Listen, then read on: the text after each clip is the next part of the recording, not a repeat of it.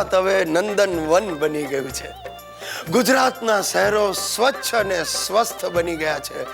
વિકાસના પથ ઉપર હરણફાળ ભરી રહ્યા છે. અને આ કોઈ ચમત્કાર નથી, પણ આપણા સીએમ સાહેબની દીર્ઘ દ્રષ્ટિનું પરિણામ છે. શહેરોમાં ગરીબ આવાસ યોજના, ભૂગર્ભ ગટરોની યોજના અને ઘન કચરાના નિકાલ માટેની સુદૃઢ વ્યવસ્થાને કારણે જ શહેરો સુંદર બન્યા છે. પીવાના પાણીની સમસ્યા પણ વિવિધ નક્કર યોજનાઓને કારણે હલ થઈ ગઈ છે. નર્મદા નહેરો અને પાઇપલાઇનને લીધે આપણે સૌ હરિયાળા બન્યા છીએ સાહેબ. તમને બધાને મનમાં એમ થતું હશે કદાચ હું ચૂંટણીમાં ઊભો રહેવાનો છું એટલે આ ભાષણ ઠોકું છું. એવું નથી સાહેબ.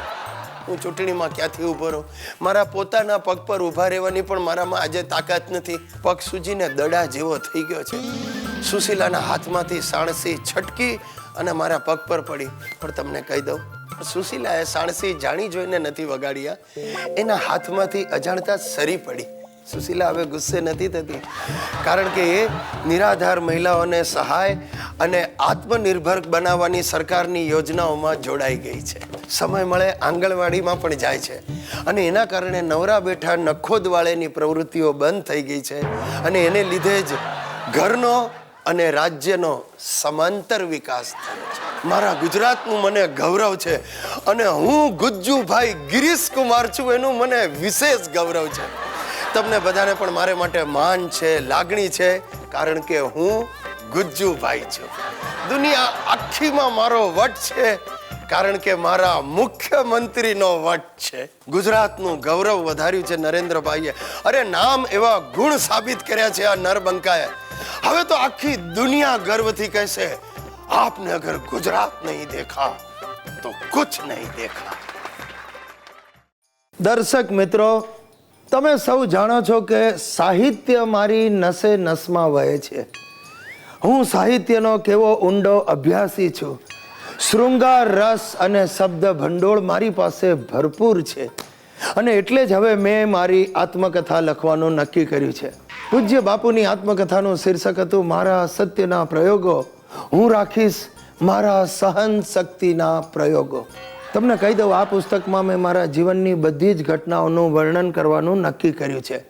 શું છે સાહેબ કે આપણા જીવનની ઝરમર વાંચીને લોકોને પ્રેરણા મળે, લોકો આગળ આવે, તો એમાં ખોટું શું છે?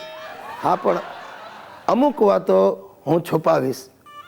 જે વાંચીને છોકરાઓ બગડી જાય એવું આપણે લખવું શું કામ? તમને કહી દઉં, આ પુસ્તક અભ્યાસક્રમમાં પાઠ્યપુસ્તક તરીકે આવે એવા પ્રયત્નો મેં અત્યારથી જ શરૂ કરી દીધા છે. આ પુસ્તક જો અભ્યાસક્રમમાં આવી ગયું તો ગલીએ ગલીએ ગિરીશ કુમારો પેદા થશે. અરે મારું વ્યક્તિત્વ જ એવું ઉદાહરણ રૂપ છે કે ઇતિહાસે, સમાજે એની નોંધ લેવી જ પડશે. અને જે દિવસે આ પુસ્તક પ્રગટ થશે, દેશ આખામાં આહાકાર થઈ જશે. તમને કહી દઉં, મારા ઘરમાં તો અત્યારથી આહાકાર થઈ ગયો છે. મારું જોઈને મારા બાપુજી અને દાદાજી પણ હવે પોતાની આત્મકથા લખવાના છે. અરે સુશીલાએ પોતાની આત્મકથાનું શીર્ષક નક્કી કરી નાખ્યું છે, સૌરાષ્ટ્રની સુશીલાના સંભારણા. તમે નહીં માનો, 15 વર્ષનો હિતિયો પણ હવે પોતાની આત્મકથા લખવા માંગે. મેં કહ્યું, બકા તું હજી 15.5 વર્ષનો છે. મને કહે, પપ્પા મારી આત્મકથાનો ભાગ પહેલો બહાર પાડીશ. વિચારો સાહેબ, એક જ ઘરમાંથી આટલી આત્મકથાઓ બહાર પડશે. પુસ્તક પ્રકાશન ક્ષેત્રે એક નવી હરણફાળ થશે. હરણફાળ નહીં, સિંહ ફાળ થશે. અને મારો સિંહ ફાળો થશે.